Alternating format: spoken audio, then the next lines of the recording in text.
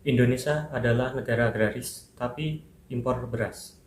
Negeri ini tidak kekurangan padi, yang kurang hanya keberanian untuk berdiri di kaki sendiri atau berdikari. Setiap tahun kita impor beras, jutaan ton.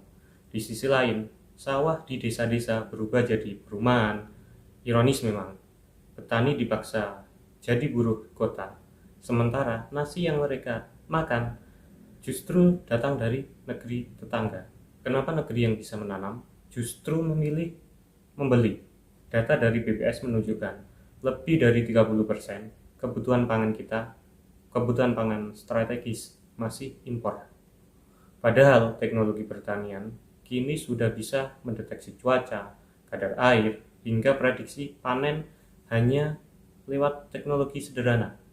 Kita punya lahan, tenaga kerja, SDM, tapi tidak punya sistem untuk berdaulat.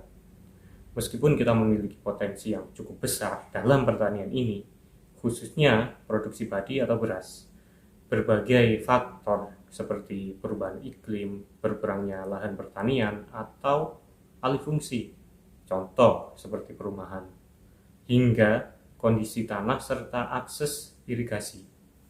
Hal inilah yang membuat Indonesia harus impor beras agar rantai pasoknya aman di masyarakat kita. Nah, apa benar? Apakah benar rantai pasoknya aman? Atau justru ada yang bermain kala musim panen? Harga di tingkat petani justru anjlok gak karuan. Ini pernah kejadian di orang tua saya ya. Jadi jangan bilang itu siapa-siapa. Yang bisa kita solve dari problem ini adalah sistem pertanian kita, kawan. Sistem pertama, agar produksi beras kita di dalam negeri tetap lancar, tentu didukung oleh semua pihak. Teknologi kita nggak kalah sebenarnya ya. Profesor kita, Prof. Yusuf ini ya, ini lulusan Jepang. Ya, Jepang terkenal dengan pertanian modernnya. Beliau sekaligus dosen teknologi pertanian Universitas Brawijaya Malang. Penelitiannya tentang pertanian presisi, sudah ada AI-nya bos, dikembangkan beliau sudah sejak lama, 15 tahunan yang lalu. Artificial Intelligence atau AI di bidang pertanian. Cuma dengan shoot foto, dianalisis, kemudian akan keluar hasil prediksinya. Prediksi seperti apa yang diminta oleh si objek. Ya, nutrisi yang dibutuhkan oleh tanaman itu. Gila sih ini ya. Memang kendala cuaca ekstrim jadi krusial ya jika kita mengandalkan pertanian tradisional. Tapi kondisi sekarang, terakhir Indonesia punya cadangan beras yaitu sekitar 4,2 juta ton. Dikala cuaca bersahabat dengan pertanian kita saat ini. Itu sudah sangat mampu untuk menstabilkan kondisi pangan kita. Nah, bayangkan jika teknologi pertanian dan biosistem modern serta ditambah kemajuan AI atau artificial intelligence masuk di sana. Nah, kedua, sistem berkelanjutan. Saya yakin kesuksesan tidak dibangun hanya dalam semalam, tapi dibutuhkan tekad yang kuat, usaha bersama ya, dan konsisten. Apresiasi banget ya buat pemerintah kita yang gila-gilaan sudah bangun infrastruktur seperti bendungan, jalan tol, hingga jalan desa sampai pelabuhan dan lapangan udara. Semua ini sebagai jembatan hilirisasi produksi pertanian kita. Di sektor hulu, petani desa, dari tanam sampai panen, dengan bantuan pasokan air yang cukup dari bendungan tadi ya yang dibangun. Dan hasilnya itu didistribusikan dengan jalur-jalur strategis. Distribusi jalur strategis ini yang perlu kita perhatikan. Arah pergerakannya beras dari petani ke penggilingan atau ke korporasi itu seperti apa. Penyimpanan di gudang sampai ke pasar itu seperti apa. Atau ke konsumen.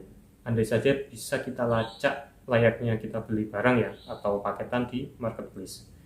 Enak kali ya bisa kita monitor posisi barangnya di mana dan perubahan harganya di setiap daerah seperti apa ketika sistem rantai pasok.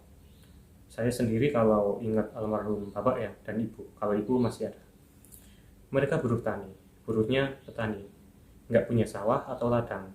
Kerjanya ya diberi kerjaan oleh petani yang punya sawah. Kayak bajak sawah, selesai ya dibayar sama yang punya sawah tadi atau petaninya. Intinya apapun pekerjaan tentang sawah atau petani, bapak ini mengerjakan sesuai kebutuhan saat itu. Waktunya bajak sawah, bajak tanah, ya dibajak. Waktunya panen, ya ikut panen. Tapi semua modal ya milik petani. Hingga produksi sampai panen dan hasilnya ya milik petaninya. Namanya juga buruh kan. Suatu ketika mereka mendapat giliran mengolah sawahnya orang, kayak lotre gitu ya, atau dapat sewa tanah, sewa lahan, sewa sawah. Jadi tanam sampai panen kayak kita sudah punya sawah sendiri ya, seolah-olah punya sawah sendiri, mengolahnya sesuka kita. Seneng banget gitu ya, bisa bercocok tanam di musim tersebut, entah itu beras atau buah. Singkat cerita, hasilnya gimana? Jangan ditanya kualitasnya seperti apa. Di sini antara bisnis yang keterlaluan dan jiwa manusiawi sangat dipertaruhkan.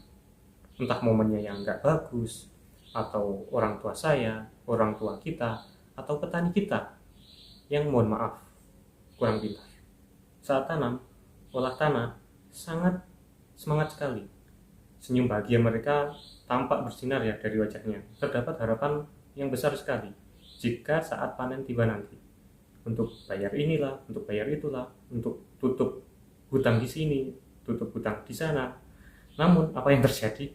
Harganya anjlok nggak karuan. Apa yang buat mereka frustasi dengan profesi ini ya? Hingga harapannya ke anak-anak mereka itu jangan sampai seperti bapak atau ibumu. Kamu harus jadi orang yang sukses suatu saat. Sukses ya. Sukses yang seperti apa maksud mereka? Apakah harus meninggalkan profesi ini sebagai petani hanya karena anjlok harganya saat panen? Anjloknya harga di tingkat petani yang gak karuan, gak wajar ini karena suplainya yang memang keterlaluan banyak, atau memang kualitasnya yang jelek, atau juga ada faktor atau ada motif lain. Jika memang suplai beras kita melimpah, kenapa masih ada impor? Logisnya sih stok untuk beberapa bulan atau tahun ke depan sampai musim panen lagi. Itu sih oke banget. Jika stok masih aman, pasti aman, baru bisa swasembada pangan atau swasembada beras. Sebenarnya siapa yang patut disalahkan di sini ya?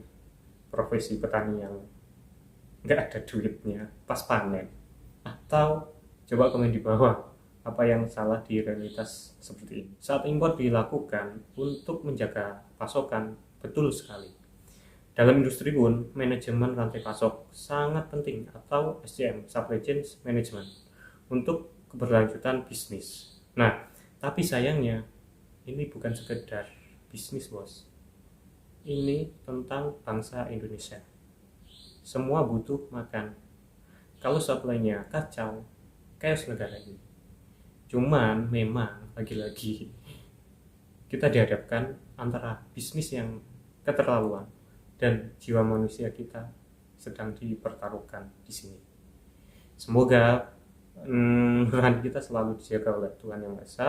Sekali lagi, kita hanya butuh sistem yang berdaulat, menggabungkan potensi antar anak bangsa untuk berkolaborasi. Tak bukan ya untuk membangun bangsa ini. Mungkin yang perlu ditanam bukan cuma padi ya, tapi juga keberanian untuk keluar dari jerat rantai pasok global yang membuat kita harus menjadi konsumen dari hasil bumi orang lain, dan yang pasti melawan kerakusan berkedok bisnis. Negeri ini bisa swasembada, tapi akan selalu ada yang tak suka jika kita tak lagi bergantung, bukan karena kita lemah ya, tapi karena kita terlalu potensial untuk mereka kendalikan. Dan seperti biasa, semua akan tenang sampai kita memilih untuk berpikir.